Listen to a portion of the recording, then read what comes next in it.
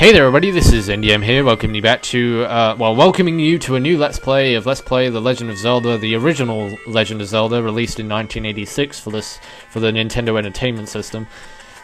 This is actually going to be a blind LP, believe it or not. This is like the one out of the 4 only Zelda games I've never beaten before, so... I've only made it to the 5th dungeon in this game, and that's the furthest I made it, and... I just gave up because the 5th dungeon was way too hard. It totally kicked my ass. And I'll have to play it over the weekend to see if I can get further, because I really don't want to do this whole LP blind. Because that would be nasty. Oh right, you get the silver arrows in this game? Oh, I didn't know that. Well, you get blue candle and red candle, blue ring, red ring, power, bracelet, recorder, raft, step ladder, magical rod, book of magic, key, magical key. You got all these weird items in this game. But this is one of the underrated Zelda games. Like, not really many people talk about this one. To be honest. Like, I haven't really heard many people talk about this one. The one that I hear people mostly talk about is, you know, Ocarina of Time and stuff like that. Right, okay, so we're going to start up here. Register your name. Right, I'm not really bothered about my name, so I'm just going to call myself Link, I guess. Yeah, I'm not going to fuss around with it too much. And you can't really put in much letters in anyway, I don't think. How do you enter on this crap? What the hell? I'm doing spaces. Alright, you can enter a huge name, I thought. Considering the NES, you know, it's kind of rare to... What the hell is going on here, dude? I'm trying to... Oh, right, okay, right. Okay. We figured out how to put in letters now. So, Link. Yeah, just call ourselves Link. Because they don't really call you by your name in this game, obviously. I don't think so, anyway. So we're going to go down and register. Register. There we go. Link. Right, okay, so the first thing you want to do at the start is come into this cave right here, because you don't want to go wandering around anywhere without a sword. Because if you have no sword, then you have no attack power and you have no way of defending yourself. Sure, you have a shield. Well, no, we don't even have it. Yeah, we do have a shield. Yeah, sure, you have a shield, but, you know, a shield isn't going to get you anywhere. It's not going to help you attack enemies, so you need a definitive or a very good item to use against enemies. Now, this game is very hard, I'm not even kidding you. It's just as hard as Zelda 2, in my opinion. Obviously not as harder, because I've heard a lot of things about Zelda 2, and I'm not going to be LPing that game anytime soon. Tell you that now. Buy something, will ya? Buy something, will ya? Yeah, well, guess what? You're going to have my sword beams go through you. Yeah, whatever. Keys, 100. Shield's 160. Why would you want to buy a shield if you already have one? You don't really lose your shield anyway. So what's the point? Like, I don't think you don't burn your shield in this game.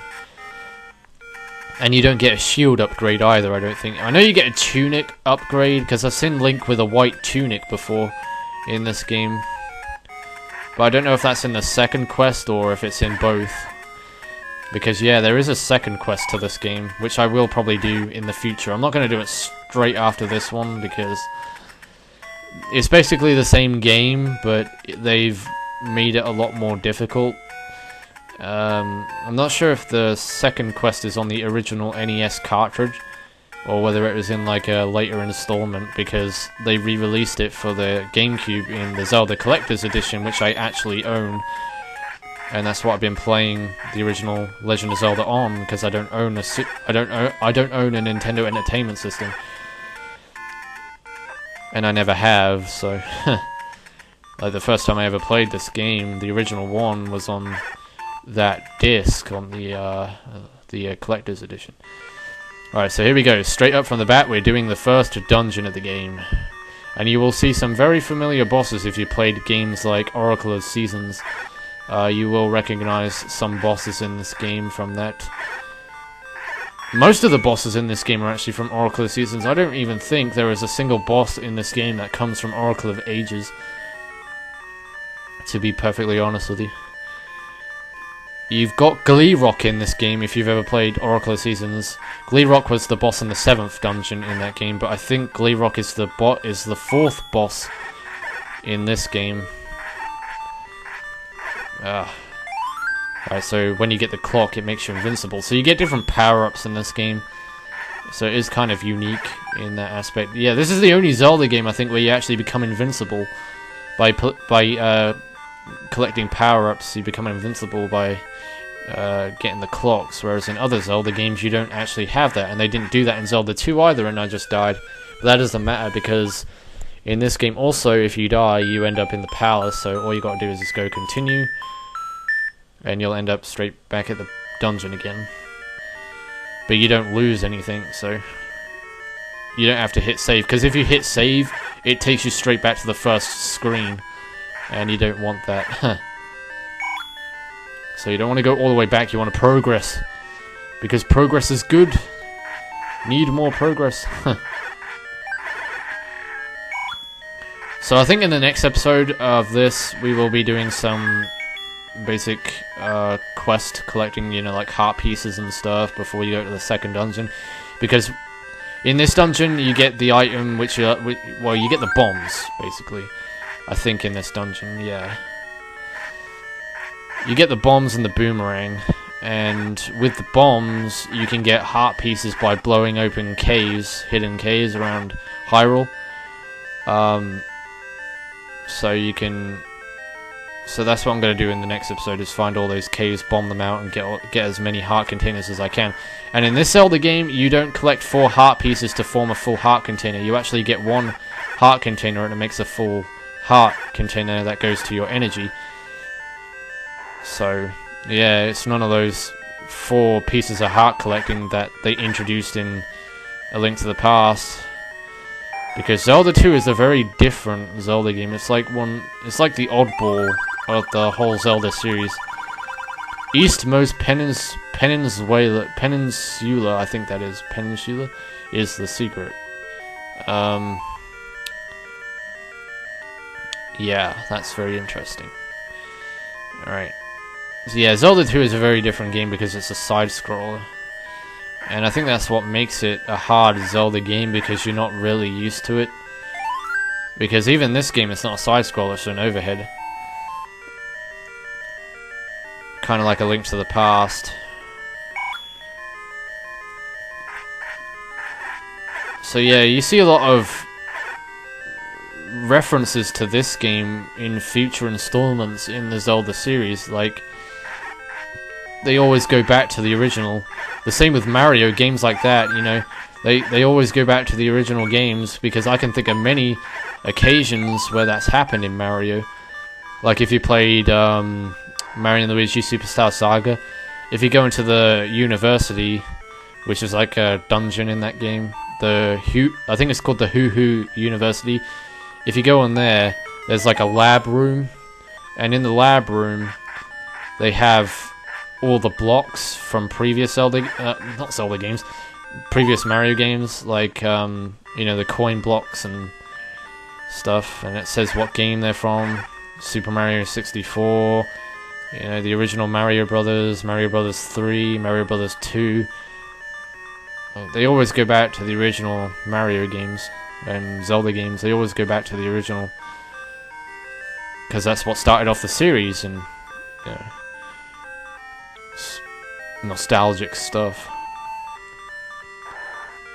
And also the dungeon layout is shaped like the dungeon layout for the first dungeon in Oracle of Seasons 2. So if you ever play Oracle of Seasons, you'll definitely see a lot of resemblance here. Definitely. In Oracle of Seasons, the first dungeon is basically just a replica of this one, except from that they've added new stuff into it. Like, the dungeon layout is exactly the same. It's got the same amount of rooms, I think. It's got the same shape. Obviously, it's got a different name too. It's not called Level 1, but...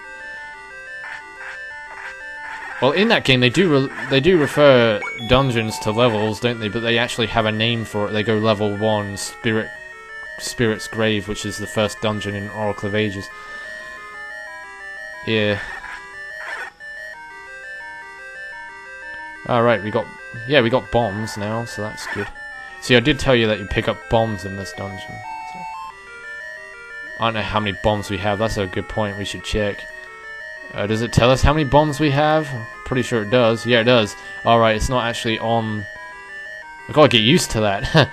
It's not actually on the item select button or the button command, because in Majora's Mask, which is the Zelda game that I've recently been playing, you know, it says how many bombs you have on the actual button command. It says you got 20 bombs and whatever. Oh no, we got Floor Masters. Stay away from me, I don't want to be groped by you. Leave me alone. Leave Brittany alone. I'm serious. Oh god. He's shooting out fireballs. Yeah, this is kind of tricky. Ugh.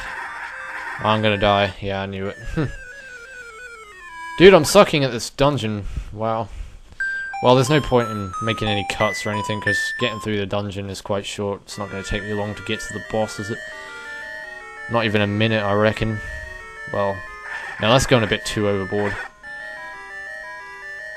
We're not doing a speed run here, guys. I'm not trying to blaze it through this game. I'm trying to go through it at a very steady pace and not a very fast, accelerating pace. That completely rips your face off. You know what? I'd hate to see a speed run of this. Like, seeing how fast... Well, actually, I would love to see a speed run of this, actually. See how fast people go through this game. This must be insane stuff. Even a 3-heart run of this game would be insane. I can't even imagine a 3-heart run of it. It's bad enough doing it with 3... No, it's bad enough doing it with more than 3 hearts, you know. I mean, on my file, the one that I'm up into level 5, I have the first row of hearts covered. I'm now onto the second row of hearts, and I still struggle in the 5th dungeon. I've got the second to ultimate sword, which is the white sword. I have all the good stuff, and it's just that I can't get through the 5th dungeon because the enemies in there are so badly tough. But anyway, guys, I'm going to end off the episode here and continue on the next episode. So, in the next episode, let's play The Legend of Zelda for the NES. We shall do some side quest stuff, looking for heart containers and things. So until then, this is NDM saying thanks for watching, take care, everybody, see you on the next video, and goodbye.